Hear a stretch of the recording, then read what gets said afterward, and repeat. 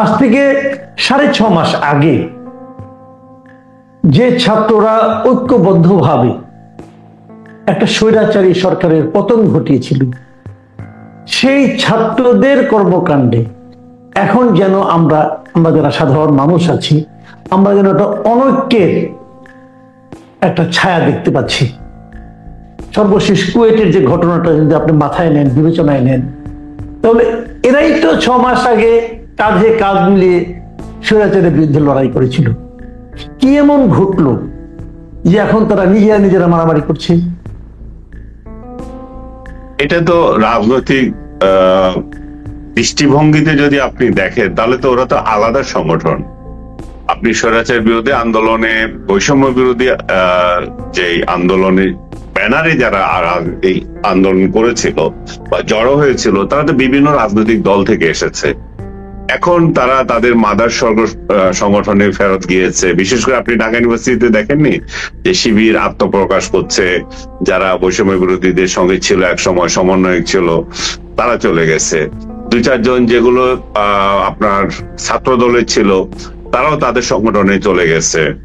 এবং অনেকে ইভেন তাদের যে সংগঠনের সাথে তাদেরকে এখন যে জড়াতে চাচ্ছে, তারা গণপদত্যাগও করছে। আর অন্যদিকে বামদের যে কজন ছিল, তারা আছে যায় এরকম অবস্থায় আছে। সার্বিকভাবে যদি আপনি বলেন, এটা হচ্ছে তাদের মাদার অর্গানাইজেশন গুলোর মধ্যে যে রাজনৈতিক বিরোধ, ক্ষমতার দ্বন্দ্ব, এবং সেই দ্বন্দ্বেরই প্রতিফলন হচ্ছে এখানে। এবং সবচেয়ে বড় যে বিষয়টা আমাদের চোখে পড়ার মতো, সেটা হচ্ছে যে এই বৈষম্য বিরোধীরা শুরুতে তো আপনার রাজনৈতিক দল গঠন করবে এরকম কোনো কর্মসূচি নিয়ে নাই। 6 মাস পরে যখন নাহিদ ইসলাম তার রাজনৈতিক দল গঠন করবে এবং সেখানে আপনার প্রধানের দায়িত্ব নিচ্ছেন, তখনই শুরু হয়েছে যে আসলে কে কোন দিকে অবস্থান নেবে, এই বিভাজন। সবচেয়ে বড় বিভাজন তো একটা রাজনৈতিক দল, একটা ছাত্র দল বা ছাত্র শিবিরের সাথে বৈষম্য বিরোধীদের দ্বন্দ্ব, কিংবা সরাসরি শিবির বিএনপি আপনার ছাত্র দলের দ্বন্দ্ব, ছাত্রদল বনাম বৈষম্য বিরোধীদের দ্বন্দ্ব। এগুলো তো একেবারে প্রকাশ্য হয়ে উঠছে আপনার জন্য, ক্ষমতা আর আধিপত্য নিয়ে। আপনি যে উদাহরণ দিলেন, সেখানেও তো একই ঘটনা ঘটেছে, যে ছাত্রদল আর ছাত্র শিবিরের মধ্যে বা বৈষম্য বিরোধীদের মধ্যে যে সংঘর্ষ হয়েছে। এই সংঘর্ষগুলো আমি বরাবরই যেটা দেখে আসছি, যে রাজনৈতিক আধিপত্য বিস্তারের কেন্দ্র করে এবং বৈষম্য বিরোধীদের নতুন সংগঠনকে কেন্দ্র করে। এখন এদের মধ্যেও আপনি যদি আবার খেয়াল করে দেখেন, বৈষম্য বিরোধীদের মধ্যে, তাদের মধ্যেও আবার সবচেয়ে বড় দ্বন্দ্ব হচ্ছে। শুধু যে শিবির আর ছাত্র দলের সাথে তাদের বিরোধ হচ্ছে তা না, তাদের অভ্যন্তরীণ দ্বন্দ্ব হচ্ছে। আজকেও আমি একটা রিপোর্টে দেখলাম যে তাদের 3টা গ্রুপ। একটা গ্রুপ হচ্ছে আপনার গণশক্তি বা নুরুর নেতৃত্বে যে সমস্ত ছাত্ররা ছিল, ছাত্র সংগঠনগুলো, নাগরিক আন্দোলন বা কি যে নাম ছিল তারা এখন ভাগ হয়ে গেল ছাত্র শক্তি। আর এই 2 সংগঠনের মোট কথা এর আগে যে নূরের নেতৃত্বে যে ছাত্ররা ছিল, তাদের মধ্যে 2 গ্রুপ হয়েছে। আবার এদের মধ্যে শিবির যে ইনক্লুড হয়েছিল, শিবির আবার একটা শক্তি হিসেবে আত্মপ্রকাশ করছে। ছাত্রদল তো নিজেদের ব্যানারে চলে গেছে। তো এদের আর বাম এবং আর কিছু ধারা আছে, এরাও আছে। এখন বড় রাজনৈতিক দল তারা যখন করতে যাচ্ছে, সেখানে ওই 3 ধারার মধ্যে বিভক্তি শুরু হয়েছে, আসলে কে কোথায় অবস্থান নেবে। এবং সবচেয়ে সিগনিফিকেন্ট যে বিষয়টা আপনি খেয়াল করবেন, যে ছাত্র নাগরিক ঐক্য যে সংগঠন করতে যাচ্ছে নতুন, যেটা আমি জানি না এখন কিনা, হ্যাঁ, নাগরিক কমিটি যে নতুন কি নাম দেবে আমি জানি না। সেখানে যদি আপনি একটা জিনিস খেয়াল করেন, ওইখানে বিরোধ হচ্ছে কিন্তু শিবিরের সঙ্গে সবচেয়ে বড়, এক্স শিবিরদের সাথে। এখন কারা নেতৃত্ব নেবে? তো এই সংগঠনটার প্রতি কিন্তু বহুদিন থেকে একটা অভিযোগ ছিল যে এরা শিবির ঘেঁষা, এরা অনেক হিজবুতি গেসা, জঙ্গি গেসা, হেফাজত গেসা, অনেক নাম ছিল। কিন্তু তারা এখন নিজেদের মধ্যে একদম ক্লিয়ার করে দিয়েছে যে শিবির এবং নন শিবির, এবং শিবির এখানে বড় আধিপত্য চায় এবং তারা একটা বড় লিডিং রোল চায়।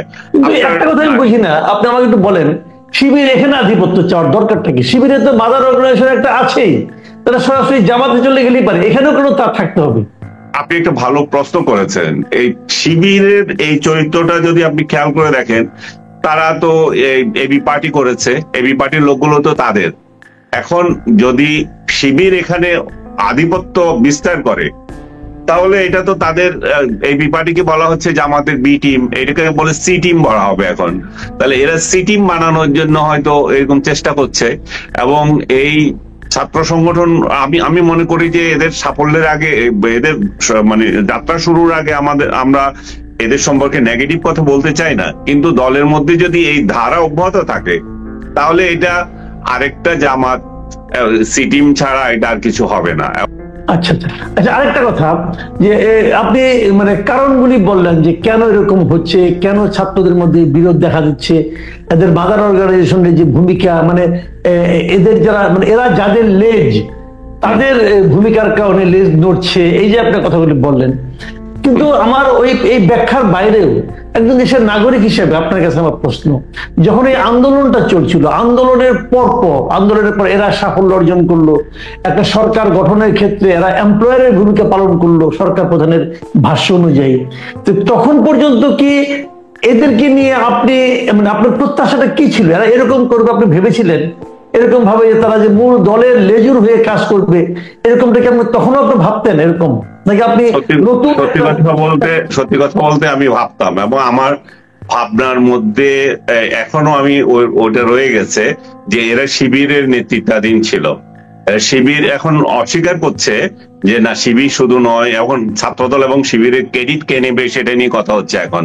কিন্তু আমাকেও হয়তো অনেকে অনেক কথা বলবেন, কিন্তু আমি মনে করি যে এই আন্দোলনটার মূল নেতৃত্বে শিবিরকে অস্বীকার করা যাবে না। যখন শেষ পর্যায়ে এসেছিল, শিবিরই এই নেতৃত্ব দিয়েছে, এবং যে সমস্ত ধ্বংসযজ্ঞ, যে সমস্ত আন্দোলনটা যেটা হয়েছিল, আমি এটা একটা লেখাতেও লিখেছিলাম যে 2013 সালে যে যুদ্ধ অপরাধী বিরোধী আন্দোলন যেটা হয়েছিল, এটার সাথে কিন্তু এই ধ্বংসাত্মক কার্যাবলীর একটা সম্পর্ক আছে। আরো যদি আমি খেয়াল করেন, আমার নিজের তথ্য হচ্ছে তখন জামাত এই আন্দোলনে কেন ফেল খেলো, এটা নিয়ে তারা বিশ্লেষণ করেছে। তারা দেখেছে যে সেই আন্দোলনের মূল শক্তি ছিল ঢাকার বাইরে। আচ্ছা, তারা এর পরবর্তীতে তাদের স্ট্র্যাটেজি হচ্ছে যে না, ঢাকার বাইরে এই আন্দোলন ছড়িয়ে আমাদের কোনো লাভ না, এগুলোকে ঢাকায় আনতে হবে। এই 2024-এর এই আন্দোলন তাদের সমস্ত ফোর্সকে তারা ঢাকা কেন্দ্রিক করেছে দীর্ঘদিন ধরে, আস্তে আস্তে। আপনি ম্যাচ বলেন, অমুক বলেন, তমুক বলেন, রাজনীতি বলেন, সফট বলেন, বিদেশি সাহায্য বলেন, যা কিছু আছে সবগুলো একত্রিত করেছে তারা। একত্রিত করে যখন বৈষম্য বিরোধী আন্দোলন, যখন তারা বৈষম্য বিরোধী আন্দোলন কি নিয়ে করেছিল, কোটা নিয়েছিল, কোটা নিয়েই তো সর্বশেষ পর্যন্তই ছিল। জাস্ট আপনি খেয়াল করেন 3 তারিখে এসে এটা বললো 1 দফা। তখন এই যে কোটা নিয়ে যখন স্থগিত হয়ে যাচ্ছিল, যাদেরকে যখন ধরে ধরে নিয়ে যাচ্ছিল, তখন এখানে বড় একটা ভূমিকা শিবির অবশ্যই রেখেছে, যেটা শিবিরের প্রতিদ্বন্দ্বীরা আজকে স্বীকার না করলেও বলতেই হবে, এবং শিবির তখন স্বীকার না করলেও এখন করছে। এবং সত্যিকার অর্থে তারা একটা বড় ভূমিকা রেখেছিল, এবং এই ভূমিকার কারণেই 1 দফার যে আন্দোলন সেটা বেগবান হয়েছিল।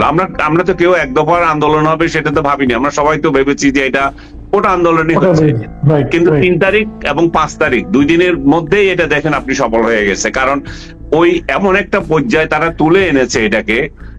অবশ্যই এখানে বিএনপির ভূমিকা আছে, অবশ্যই এখানে জামাতের ভূমিকা তো অবশ্যই আছে, বিএনপিকেও আমরা অস্বীকার করছি না, তারাও দীর্ঘদিন ধরে আন্দোলন করেছে। কিন্তু নিঃসন্দেহে আমার এই বক্তব্যের সাথে অনেক হয়তো দ্বিমত করবে, আমি নিজের তথ্য অনুযায়ী যেটা জেনেছি, জামাতের অনেক লোক মারাও গিয়েছে, যেগুলো মারা গিয়েছে, কিভাবে মারা গেছে এগুলো অনেক কোয়েশ্চেন হতে পারে, কিন্তু যারা মারা গিয়েছিল তাদের অনেকে জামাতেরই ছিল। ইভেন রংপুরে যে আবু সাইদ মারা গেল, তাকেও তো জামাত সরাসরি ক্লেম না করলো, তখনও তার পরিচয় জানা গেছে যে সে শিবির করত। কিন্তু এখন কে কি করতো এটা নিয়ে আমরা ওই জায়গায় নতুন করে বিশ্লেষণের প্রশ্ন এখন দেখা দিয়েছে তাদের কার্যার্থে। আমাদের এটা দরকার ছিল না। আমাদের 24 আন্দোলন হয়েছে, শেখ হাসিনার পতন হয়েছে, নতুন একটা উদ্দীপনা নিয়ে জাতি আশা করেছে ডক্টর ইউনূসের নেতৃত্বে কিছু হবে। সেই জায়গায় উনি যখন নতুন একটা রাজনৈতিক দলের প্রতি উনার হালকা, বলবো কিনা যায় না, মোটামুটি সমর্থন আছে, কারণ উনি ছাত্র সংগঠনটা নিয়ে তো বলেছেন তো, এই দল নিয়ে তো এত কিছু মিলিয়ে তাদের এই সংগঠনের সাথে এখন বিএনপির দ্বন্দ্ব, আবার জামাতের সাথে বিএনপির দ্বন্দ্ব, আবার এই দলটা আবার জামাত ঘেঁষা হতে যাচ্ছে, সবগুলো মিলে মানে